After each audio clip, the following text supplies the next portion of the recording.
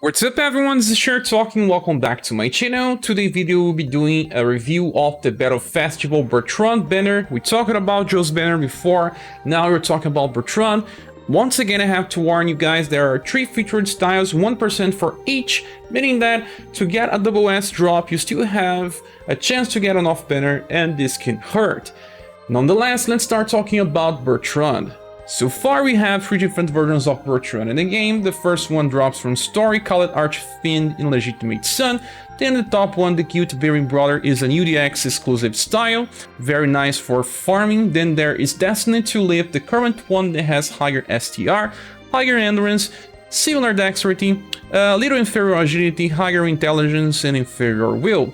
This version of Bertrand is made for boss fights, much more than the past one. The past one is just an extremely useful farmer, one of the best ones in the game, especially by inheritance of Abaddon Hands that was a gift in Global.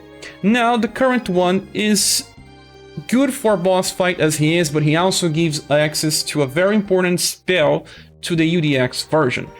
Well, one thing that needs to be considered, this one gets 2 arrows for STR, a status that he barely uses but can be important in his gameplay. His intelligence only has 1 arrow, when the past UDX style has double arrows for intelligence, so you still need both to farm for different status. For passives we have Absorbing Light that nullifies all types of sun damage. This is very interesting for boss fights, and it will also nullify attacks that have double elements like Sun plus Pierce, for example. He also counterattacks all direct attacks with Mirage Blade Plus, but he takes full damage, and this is interesting but can be dangerous.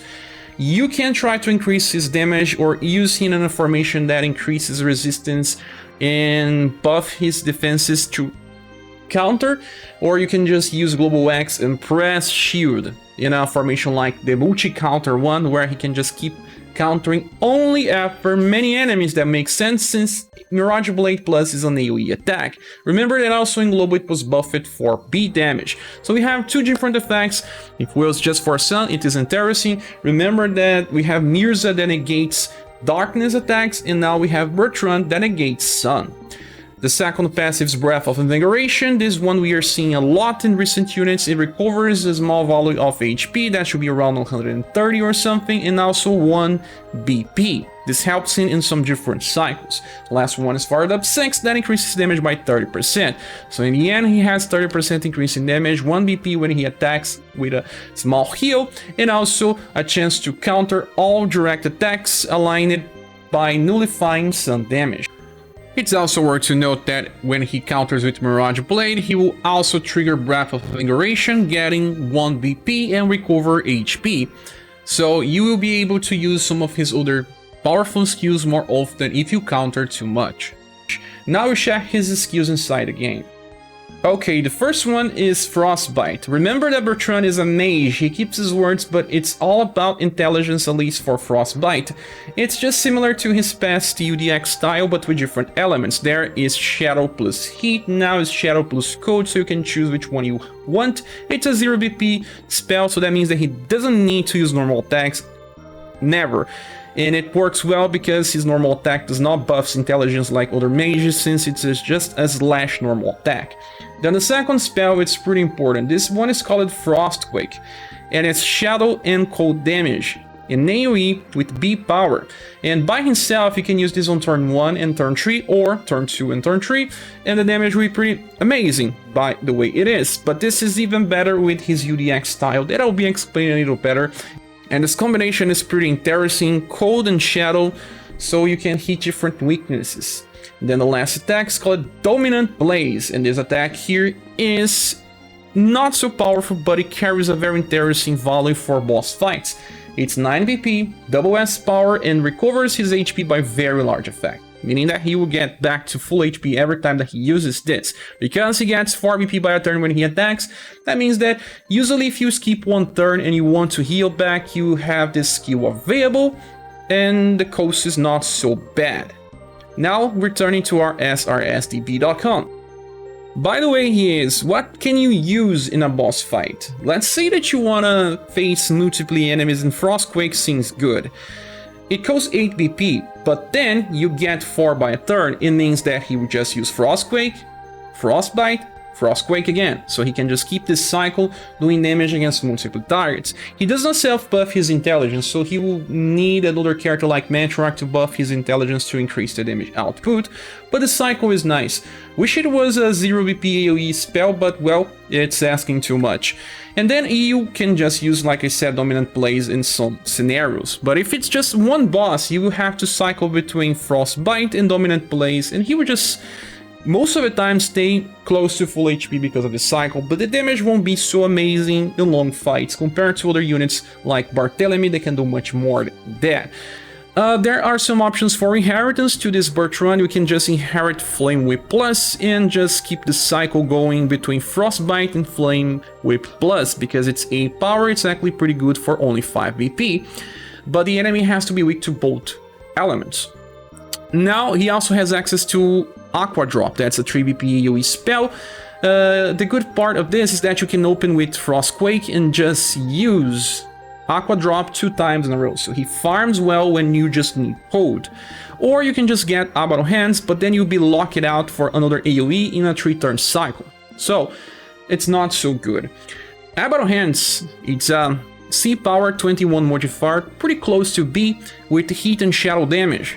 So it was used by Barthélemy, then it was also very strong with his UDX version. Why? UDX version has much better passives. We have Fired Up 5, okay, it's only 20%, but he gets a very large increase in damage with Demonic Tide, allowing also an intelligence buff. So the current Bertrand cannot beat this one in damage when comparing then using the same spell. Another good point of this Bertrand is that he gets back 5 BP when he kills one target. So you open Abaddon Hands, if you kill one target, he will use Abaddon Hands again. And if you kill another target on turn 2, wave 2, you will get 5 BP back again. But he cannot use Abaddon Hands on turn 3. And why do I talk about this? Because now you can just use Frostquake instead. It has only one more modifier and it changes the elements for Cold and Shadow, but you have Magia Shift, a new formation that increases the turn order for the frontal attacker, and it also increases intelligence. So you can just use Frostquake in the front line with the UDX version, and he will be able to use that 3 times in a row if he kills a target on wave 1 and on wave 2.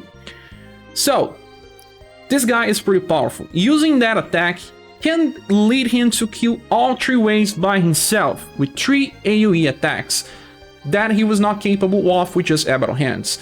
So many people use Albert for some farming with instant kill attacks, and I can tell you that some stages can now be cleared with just this Bertrand with inheritance. Does it change too much? Actually, not that much, because you can just use 2 Abaddon Hands and another character to kill the last wave, and you can bring 3 trainees. But now this one will sometimes be able to bring 4 trainees by himself, carry the whole team with that. So there is some value with this back inheritance. Besides this, he's not exactly a prime damage dealer for bossing, since he does not buff his intelligence or doesn't have so much more damage passives. So I'll be giving a double S grade for this Bertrand, but it's very valuable if you have UDX as well. But now that it changes too much, UDX with Abaddon Hands is already good enough. So if you don't want, you can skip Bertrand. You will find alternatives when this one works, like nullifying some damage is good, but there are alternative strategies too.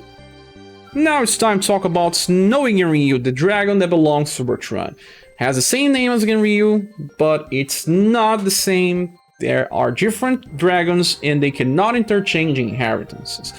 He was released alongside UDX Bertrand with this style called Burning Fire Icy Heart, and now we have Fighting for What? This is the newest one that we can summon for right now. We can compare the status of them all, and we have 85 STR, it's a little less than before. We have a much higher endurance. Dexterity does not matter, they don't use it. We have lower agility, so you can already see that it has lower power value by raw status. Much lower intelligence, but a much higher will. So it's a defensive version of Genryu. There's also this S style that you get from story, but it's only for inheritance. Let's open this one. We have double arrows for endurance already. Screaming again, that is one is more defensive. And one arrow for agility, so you still require the pass one for double arrows on agility. Or even STR with the S style. Global made a lot of changes to this Genryu that made him meta. I will try to explain why he's so good now. First of all, his passive number 1 concentration. On the start of a turn, he has a 37% chance to buff all allies will by 20%.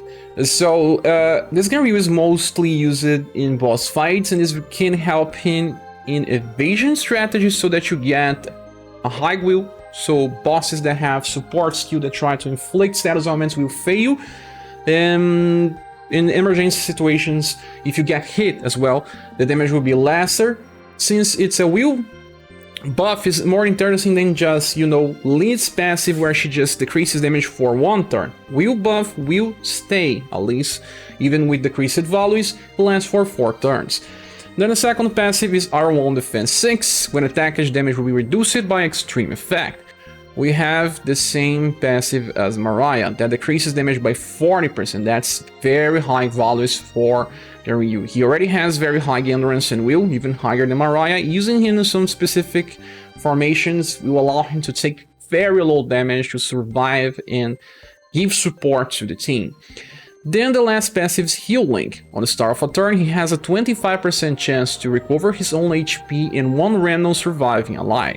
It's better than the original Genryu that we just saw in the past video, because that one only heals himself. Heal Link is better, but I still would prefer something else than this one, but it can help you reduce the need of heal in some specific situations. The only problem is that he can also self-heal twice if RNG is not on your side, and it doesn't change targets depending on who has lower HP or not, it's just random. Okay, for the skills, we'll get back into the game. Well, the first skill is Glowing Heart. This one is actually very good, and it's an AoE cleanse to the party. With cost of only 3 BP, it means that you have this available at all times. In JP, this was not 3, it was actually 4. And when I was doing Tower, I had Halloween Princess White Rose, the only other character that can AoE cleanse. She has an 8 BP skill that buffs status and cleanse, actually has more volley but higher cost, and many times I didn't have enough BP to cleanse where I needed. So Glowing Heart being always available will help you if someone in your party gets inflicted with Confusion or Charm, because they just kill the party when they do that. So very nice of him to having this. The second attack is Hybrid Breath. This attack here is damaged, so it's actually not so good. I think people use this only on overdrive when they have nothing else to do, just to help a little with damage. Genryu has 0 damage passive, so Hybrid Breath is just, I don't know, placeholder. And then we have the last one called Circulating Hail, and my god, what they did to this skill. Circulating Hail deals damage, power, and AoE with double elements, then he heals everyone that's alive, and also buffs them for STR, Endurance, Agility, and Will. That is crazy. And that breaks the rules of the game, just like Metrock UDX style did. Let's talk about the applications of this. We can use Amazon Raid X, for example, and place this Snowy on the front. It will get an action order increase, meaning that it will go before other people, and buff STR and Agility. Those 2 status are the main status for characters that you use on Amazon Raid X. So you buff them, they will do more damage. Let's say that you are using this Snowy on a boss fight. You will be able to heal in emergency, and again, very high agility means that he will probably heal before you get attacked. Still, he cannot revive, just like Ring of Life, remember that? But the damage is not important with this version of Genryu, but other one will do much better. Another usage for this is, let's say that you want to use evasion cheese strategy in a very specific boss fight. We have Nama's Daughter, we have Metrock, they buff agility all the time. We can also bring Shendu, that buff agility. We can also bring Laniwir, Boston, or Barthélemy, that buffs by passive chance. We remove one of them, we just use Snowy Genryu instead, and we can buff right on start agility, and also again on turn 3, because it's only 8, you can use this on turn 3 again. And then you have higher chance to start evading soon. Most fights are over before we can even start evading, so this can reduce the amount of RNG and tries to get into an evasion stance. But you have to use Genryu, and after that he cannot use this skill more than 2 times. But still has a lot of value just because of that. Also, when using these for farming, like I said, you can use 2 times in a row, so 4 damage. It still works even through without passives. Okay, now we are back to our srstv.com and let's talk about cycles. Well, we can use Circulating Hail right on start, and then you can increase Hybrid Breath to 8, and then on turn 3 we can use Circulating Hail again. When farming and on raids, it means that you can open with an AoE attack that buffs status for other people to do more damage, and then on turn 3 you do it again. And healing people will just make a lot of sense on raids. I use Metrock doing Shining Glory on raids a lot when I want them to do more damage and sustain. And this Snowy Genryu will just receive very low damage, meaning that he won't die easily. Wish he could just revive as well, but that is something that Mariah can do. But what about inheritance? Let's say you don't have UDX, you'll be locked into his S version. He has Holy Water that cleanses 1 ally. Well, you can just save VP if there's only 1 needing cleanse. But then you have Wide Breath. This is an attack that can debuff intelligence, but S version has higher intelligence than the current one, so you will most likely be missing with just 32 intelligence. But what if you have his past UDX style? Now everything changes, and that's why I say that it becomes meta. You can inherit Frostburn, a 6 PP skill that also recovers all surviving allies, deals AoE damage with double element. The heal will be around 150, but the good thing is that if you are using Pinion of Peace in Owl's Daughter or future formations like Gamble, the heal will be better, and you can just keep using this every 2 times, meaning that the heal can help in very hard challenges. Then he has Northern Trail.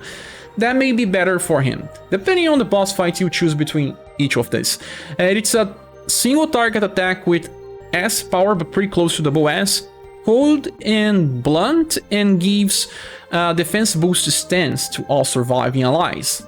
It's medium effect, but it decreases damage by 25, and it stacks with other defense boost stances, like, let's say, Owl's Daughter Water Festival also has a defense boost stance of small effect. You can just combo both and even use Tiger's Den formation for example and reduce damage to very low levels. But let's say you don't need all that endurance, you don't need all that will, you don't need to buff will by chance, and this heal link is not that important for you. What do? You instead get Circulating Hail inherited into UDX Snowy. Why? Because this one will do more damage, also can self-recover and get 1 BP when he attacks, so you have 4 BP by a turn. This is already helping him heal more often or use Northern Trail every 2 turns most of the time. And now 8 BP for AoE damage, heal and buff can be transmitted into this past UDX style and use it on danger situations. You open the fight to use Northern Trail, okay, and then you just do normal attack, and then after that you will decide if you want Northern Trail again or if you want to heal. You can heal at least 2 times. After you don't have any LP to keep using, you can just cycle back into Frostburn. Now you have a very good support unit. And let's not forget that the UDX Genryu has higher status and also 25% increase in damage at all times. So when you use Circulating Hail for farming situations, you just get even more damage. But sadly, you need both Genryus. But if you have both, you now have a meta style that can be used in hard challenges. He was missing out and not performing as good as another style that we have in the game.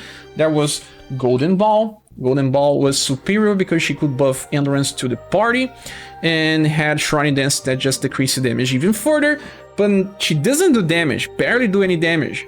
Genryu can do damage while also maybe offering more support in Golden Ball in some specific boss fights. You still want both for different scenarios, but I can see myself using Snowy Genryu more because of that huge heal skill. But that's if you have both. I don't, so I will be waiting for a rerun of the character. And this guy is actually the best style of the banner. Even without the inheritance from the UDX, it's interesting to summon now because we don't know when this one will return, although UDX may return earlier, so you can just wait to summon on a rerun and have both options to make the best Snowy Genryu as possible. And like I said, he also works for farming scenarios where you just want to use circulating hail to buff everyone or in hades. It's just a very good style. He will be receiving a very high double S grade, but if you have both units, I don't know, I will wait a little more to say, but there are people suggesting that it's a triple S style. And the last character is SaGa. We have 5 different styles of her and all of them are limited, even the S one. Doors to the Future is the current one that has much higher dexterity compared to the past ones. Much higher agility with 94, much higher intelligence with 83. Her will is a little lower than the past one, and that's it. The only other good style of SaGa is this one called Band Together, that does offer some cross inheritance that we'll be discussing, but the other 2 ones are not that important anymore. Actually, the SaGa is just so good that she does not need inheritance if you don't, because the main gameplay is just about her own skills. We have double arrows for agility, it's a very good status, 94, and 1 arrow for dexterity, so you may need more for double arrows on dexterity by choosing this one instead. It's the second best SaGa anyway. For passive, SaGa has leaping counter. When she's directly attacked, she will evade the attack with a 37% chance and counter attack with jumping shot. Jumping shot is an attack that recovers 3 BP, so this will allow her to stack and use high BP coast skills more often. Also, not just 3 BP, actually 4, because she has Breath of Invigoration. Every time that she lands an attack, she will recover 1 BP and also a small amount of HP, that is around 150 in her case. Then the last one is Hyper Overtension. She gets 20% increase in damage, and then 35 on combos and 50% on overdrive. Well, it's only 20% at all times, not so high, but she's actually a character more used in challenges than on farming, but she can still be used on farming, although she may not be the best one in damage. Okay, so let's get back into the game to see the skills. The first one is Jumping Shot, like we saw, and this is an attack that has only the power. Okay, not so powerful, but recovers 3 BP, meaning that it's actually used in auto scenarios where she always get the BP back when you want to cycle between different skills. The second one is called Anomaly Arrows, and this one is B power, so B power is actually pretty nice for only 8 BP cost, and she can use this on turn 1 and then on turn 3 or turn 2 and then on turn 3. It is actually even easier to use when you are running her on a boss fight because she gets 4 BP by a turn. So you skip one turn, use Jumping Shot, and then on the other turn you just use Anomaly Arrows. And you can even do this on auto, she will just keep cycling back between the two skills. That's actually pretty interesting. Although she doesn't have the best passives, she can at least keep doing damage. Now for the last skill we have Plasma Shot, and this one is amazing. It's just single target, but it deals pierce and lightning damage. Lightning is still pretty rare. 8 PP for double S power, and it carries 2 different effects. You have a chance to decrease dexterity by medium effect. Medium is 20%, and you also have a medium chance to paralyze. Her intelligence is not on mage levels, but it's not bad as well, so we will compare this and see if it's worked depending on the situations. But it already carries a lot of value since with only 8 BP, you will be able to use this every 2 turns. You open with Plasma Shot, you use Jumping Shot, then you use Plasma Shot again, and you keep cycling with single target, debuffing and doing damage. That is if she has enough intelligence to perform the debuff part. And also, we don't have many bow users in this game. This Plasma Shot will be very important in the future when we have challenges where you can only use bow users. You have 2 different effects. Another thing, it's an indirect debuff, meaning that she will not get countered in very hard challenges. now let's get back into our srsdb.com. And like I said, her cycles are pretty nice because she can just simply go for Plasma Shot and Jumping Shot, or you can just change. You can just leave Plasma Shot on 11, leave Anomaly Arrows on 8, and just keep using Jumping Shot, Anomaly Arrows, and just cycle between those two skills. Very nice.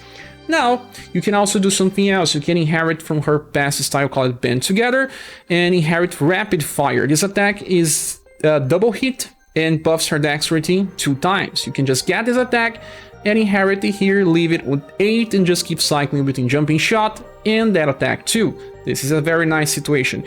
There is also this attack called the Skyfall that has a 10 BP cost and heal everyone by very small effect, like I said, around 150, and heals herself for very high value. Because you now have 4 BP by a turn, you can use this more often. Or you can back import Jumping Shot into this version of her and leave her on auto to just keep using Skyfall every 3 or 4 turns. Both methods are okay and good. Besides this, you don't need any other inheritances that make sense. Like, you can amplify Rapid Volley for 4 BP and keep using this as well, but the damage is not so high. I prefer to keep cycling between Jumping Shot and the other AoE attack that has much more power. There are also this attack Millionaire, but it's 12 BP, so you can only use this on turn 2. I don't know, I don't think that any of this matters in the long run. So this version of Sarah is actually a surprise. I didn't think about her too much, but since they buffed her for very interesting values, Plasma Shot has become a very interesting skill that will matter more in the future. But like you said, we just need to check the intelligence levels, and it's only 83%. But guys, we also use another character that has very low intelligence compared to mages, and that is this version of Emilia. She has 67 intelligence only, and she kinda lands the buffs. And there is also another one that is Ocelus. She has only 82% intelligence. Okay, she has bonus, but she still lands in many fights. If you don't have enough intelligence, maybe you should just bring a buffer like Meteorarch to get your intelligence to high levels, and that will help Sarah inflict either the dexterity buff or the paralyzed chance. Also, the third version of Meteorarch has Peon of Peace that buffs dexterity. Her damage will be very good when cycling the skills. I must say that the Sarah is probably the second best character on the banner because this can be pretty unique. Bertrand without UDX Bertrand does not offer all that much besides that Sun Negation encounter with Mirage Blade Plus, so it's more about what you're lacking. It will depend on that, so you can decide which is the second best investment on the banner. Sarah will be receiving a double S grade as well. Will be staying kind of on the middle of the list. She works for single target, for AoE, for manual, for auto, for bossing, for farming, has a special effect, lightning damage, and will offer a lot if you think about the future and specific challenges where you can only bring both users. Returning to the banner image, I'll be giving this banner a silver award. It's not a gold one because we don't have 5 styles here. Bertrand is good, but also easy to replace. This Genryu is super special, but he's the only one that is really meta. Sarah offers a lot of value. I still consider this banner better than Joe's banner in the overall utility. And if you have the gems and if you like the character, it's a good opportunity to summon for then. If you don't have Bertrand or the past Snowy, you can decide to skip if you want and wait for other banners where the characters don't need that much inheritance. Only Sarah here is a character that don't need inheritance. She works well by herself. There are banners that are just like that. Requires you to have passive styles to give or get back inheritance to make a character work. But there will be banners where characters will work by themselves as well, just like this Sarah. So you have to decide fast on this. But that's my opinion. What is yours? Please say here on the comment section. Thanks so much for watching the video. I hope to see you soon in the next one. Bye.